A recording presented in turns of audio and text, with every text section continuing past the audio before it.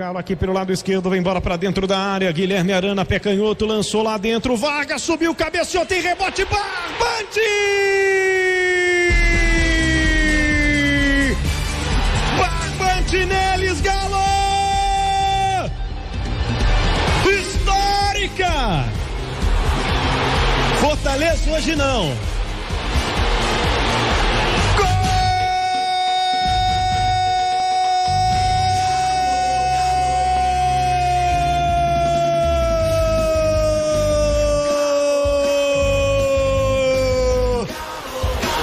Que dureza! Vê se volta na próxima, Fortaleza! Edu Vargas, o Turboman, numa bola que rebate dentro da área, depois o toque de cabeça. Vai morrer no fundo do Barbante com o Galo doido virando o jogo aos 51 minutos na Bacia das Almas, no Mineirão. A torcida que sai de casa no sábado à noite. 11 da noite de um sábado,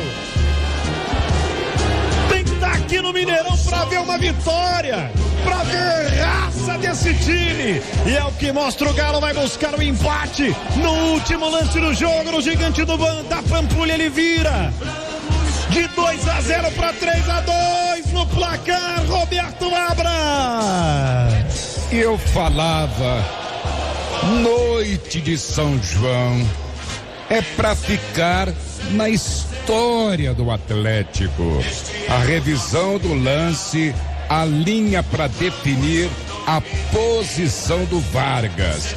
Cruzamento, a cobrança de falta da intermediária. Guarana, a bola pelo alto. Agora estão passando uma linha para revisar daquilo que é feito pelo VAR. Vai mostrar de imediato o lance. O Vargas cabeceou, a bola bateu na zaga, foi pro fundo do gol. Até aqui, Vargas explode o coração alvinegro de alegria. Virada para ficar na história. Noite de São João. Galo 3-2 até agora. E que jogo foi esse, né? Foi, gente, inesperado por completo, né? Até pela forma que o Atlético vinha atuando, foi muito mal no primeiro tempo, né, Pedro? Quase assustador. Agora o Turboman ali resolveu o problema, né? Porque depois que ele entrou no jogo, o Atlético todo entrou no jogo, né? E aí veio essa virada, que em alguns momentos, quando a gente observa, né? Pode ter sido até um alento, uma mudança de estrutura mesmo para esses jogadores que entraram, porque o Atlético entrou com, eles não gostam não, mas é o time reserva, né? Então pode ter sido uma mudança também de conceito nesse ponto, mesmo que você tenha se fortalecido na segunda etapa, né? Sem dúvida, sem dúvida. Esse time do Atlético que no segundo tempo conseguiu fazer uma partida bem melhor, né? Outra partida do que foi na primeira etapa. Aliás, foi um dos jogos mais emocionantes da temporada, como disse o Abras, em noite de São João, para ficar na história, mais uma virada sobre o Fortaleza e gols nos acréscimos, né? O Leão do Pice abriu 2-0 no primeiro tempo, com 2 gols de Romarinho, mas o Alvinegro virou na segunda etapa com o Rubens aos 31, Hever aos 42 e o gol contra que a gente acabou de ouvir foi de Jussa. Acabamos de ouvir aí na emocionante narração de Pedro Abílio de Mara. E a sensação que deu com relação a isso tudo é que o Turco, ele realmente está tendo muitas dificuldades para escalar o time. Ele pensa 2 vezes na parte física para poder escalar o time. Eu não acho que seja o correto, né? O Atlético quer brigar pelo título, não quer deixar o Palmeiras se distanciar, preservar todo mundo de uma vez. Mas quando ele não tem opções, quando ele não tem peças, o que é que ele ia fazer? O Turco tirou o Alonso no primeiro tempo para colocar o Vargas e ainda assim o Atlético ainda estava numa marcha mais lenta que o Fortaleza. Depois, no segundo tempo, ele fez mais 3 mudanças logo no intervalo e aí o Atlético começou a andar um pouco melhor. Mas mesmo assim, assustador o primeiro tempo que fez o Galo. E mais uma vez, Léo, o Guilherme Castilho, que é um jogador que teve emprestado no Juventude no ano passado, um meia de armação, um jogador de passe qualificado, era assim nas categorias de base, ele acabou não aproveitando uma oportunidade. É difícil jogar a responsabilidade na garotada nesse momento, mas pela falta de opções, né, esperava-se que ele pudesse ter tido uma atuação melhor diante do Fortaleza, vice-lanterna do campeonato até aquele momento, né, estava conseguindo uma vitória que seria apenas a sua terceira até o intervalo do jogo, e o Galo conseguiu essa virada histórica muito mais na raça do que na técnica, enfim. E valendo muito aquilo que o torcedor do Atlético sempre diz, né? Que com o Atlético é mais difícil, só que tem alguns pontos que eles justificam essa dificuldade. O fato mesmo dele ter começado o jogo querendo espelhar o Fortaleza me assustou muito, porque quando você faz esse tipo de situação, você precisa ter os jogadores com uma condição técnica e física muito boa. Ele tinha ali jogadores que há muito tempo ele não fazia daquele coletivo. Quando você faz esse espelho, você precisa ter jogadores que jogam juntos há muito tempo, porque aquela história, eu sei quem passa, eu sei quem vem, eu sei quem vai na marcação, e o Atlético não tinha isso em campo, né? Da forma como ele colocou. Então, quando o Pedro disse que ele está com dificuldade de escalar o time, às vezes eu fico pensando que não é só a questão física, mas é também a questão do que esses jogadores têm apresentado para ele. E a tomada de decisão, né? Sim, a tomada de decisão, porque a gente não vê o treino, então realmente a gente não sabe o que esses jogadores estão mostrando em campo para ele, né? Ou o que ele está conhecendo desses jogadores. E os poucos que têm chance, né? Eles não conseguem mostrar tudo isso em campo por uma série de circunstâncias, gente, porque é muito difícil entrar num time quando a alternativa é porque você está fazendo um time mistão ou no fogo. Então é muito complicado desses caras conseguirem mostrar alguma coisa. Essa tomada de decisão, essa puxar a responsabilidade, você pode até dizer que ele faz isso, mas na verdade a responsabilidade é de quem está em campo. Não adianta, a torcida cobra do jogador, aí fica lá, não, esse aí realmente não dá para jogar no Atlético. Não, esse aí, mas por uma questão de decisão de comissão técnica, tá? Acho que ele precisa rever algumas situações dessas. Pelo menos ele viu a tempo, né? Ele mexeu rapidamente. Pois é, mas e o dia que não der tempo, né? Pode é a acontecer. questão. Quase foi. Quase foi. É verdade. Vamos até ouvir alguns personagens desse jogo, até pra gente trazer outros assuntos aqui pro nosso debate, inclusive já projetando até jogo de Libertadores, né? Amanhã o Galo já entra em campo em um jogo importante. Quem falou até após a partida foi o Igor Rabelo, né? Ele acabou dando uma assistência, ele falou que tá até buscando um gol aí, falou com o Pedro Abílio e também projetou o retorno de Gemerson ao Atlético. Tô querendo um golzinho tem tempo, cara, mas valeu a pena aí a assistência, muito tempo sem jogar, né, como eu disse, ver essa angústia de poder ajudar mais a equipe sempre, graças a Deus aí fui coroado pro meu capitão ali, Hever, e é sempre tentar ajudar o clube da melhor forma. E a chegada do Gemerson? É um jogador de muita qualidade, né, que vem para acrescentar, assim como todos que tem aqui, então eu espero que ele aproveite o máximo, dê a raça que ele tem, com certeza que vai ajudar a gente nesse ano. E o Pedro Abílio na zona mista, né? Como todo bom repórter tem que fazer, acho que aqui é até uma escola, né? Porque a gente é tudo nessa vida. Com as generosas dicas de você e do Lélio. Então, é isso, eu sabe? É o equipe. repórter que trabalha ouvindo o que a gente está falando na transmissão. Eu e o Lélio, a gente falou muito sobre a saída do Savinho, né? Que ele saiu chorando. Eu falei, gente, é o último jogo do menino, não é possível. O Lélio falou, não, pelo amor de Deus, é o último. E eu continuo achando que é o último, porque ele foi às lágrimas e, claro, o Pedro Abílio conversou com ele. Cara, tô vivendo os últimos dias aqui no Atlético, tô muito feliz, eu fico emocionado porque vivi grandes momentos e um belo jogo desse, uma bela vitória, agora é seguir caminhando com humildade para os outros objetivos.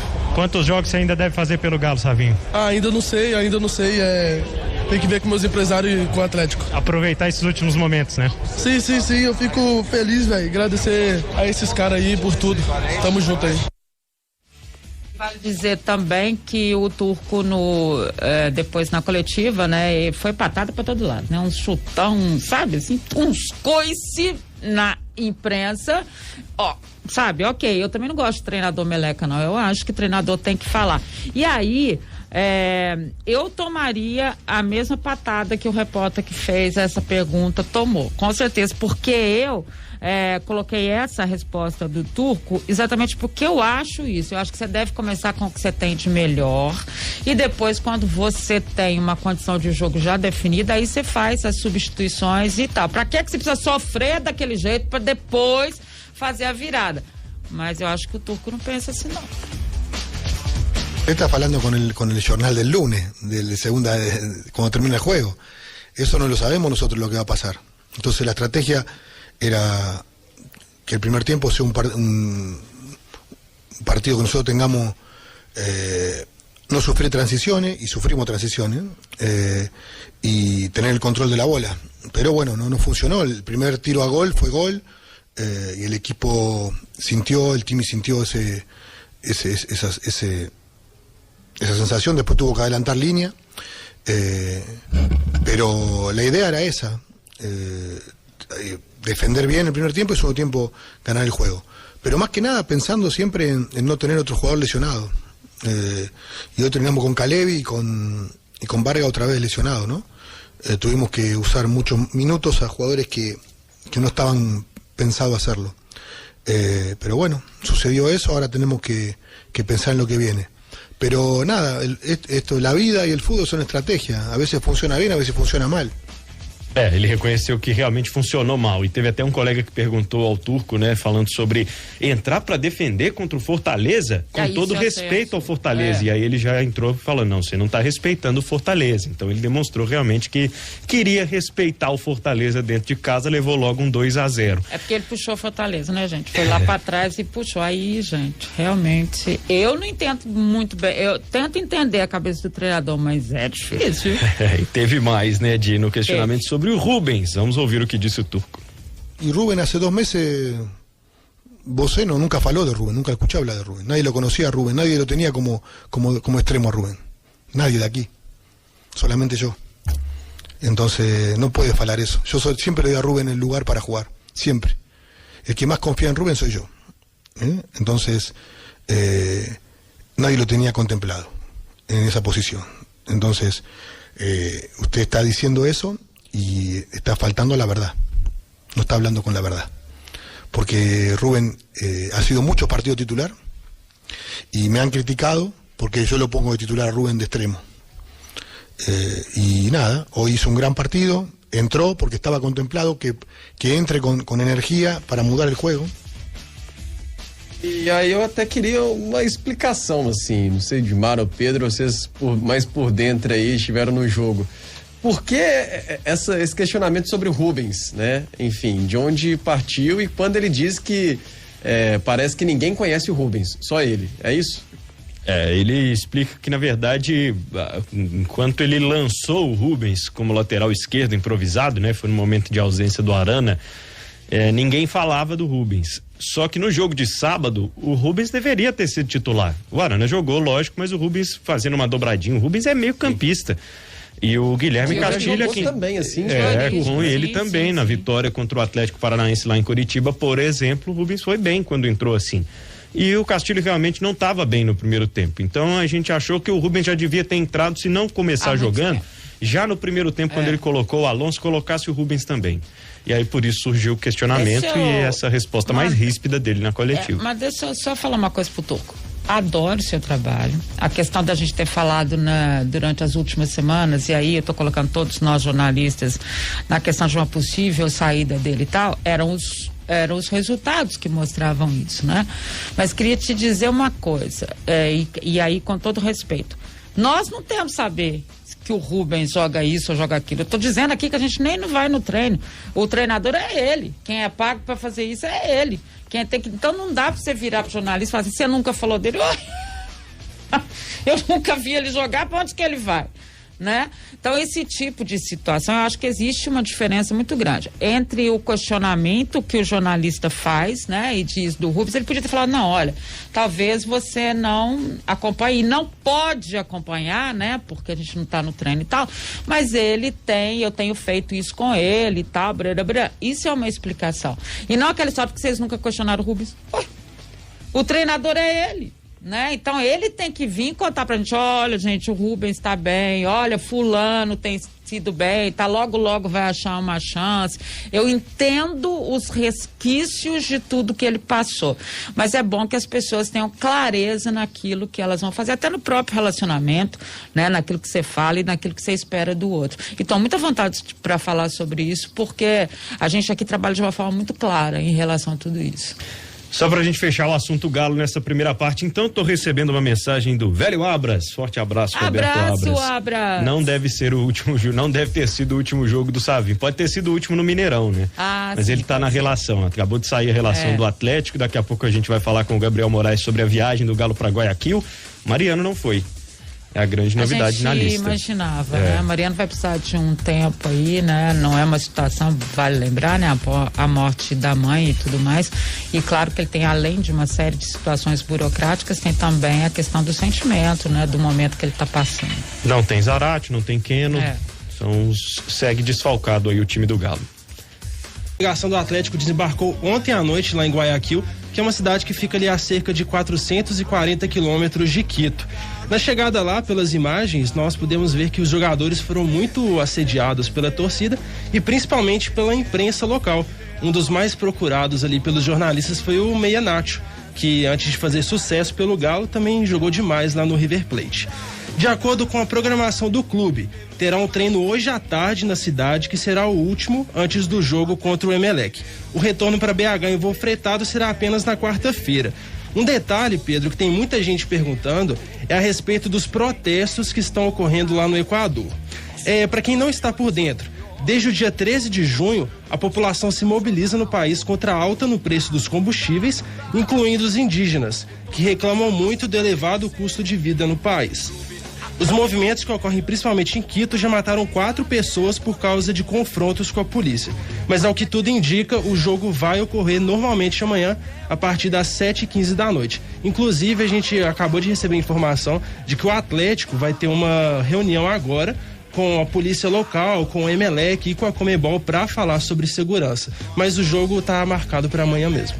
Valeu, muito obrigado, Gabriel Moraes. Como a gente passou aqui no primeiro bloco, né, sem o Mariano, abaixo aí dessa viagem, além do Keno e do Zarate, que estão também no departamento médico, o Galo partindo rumo às oitavas de final da Libertadores.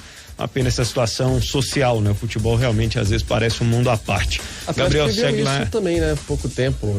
A temporada passada teve meia pandemia, né? Sim. Libertadores, sim. Também não vou me lembrar onde, mas teve um jogo também. Que tinha bomba lá fora do estádio. Isso mesmo. Na Colômbia. Isso, verdade. Então,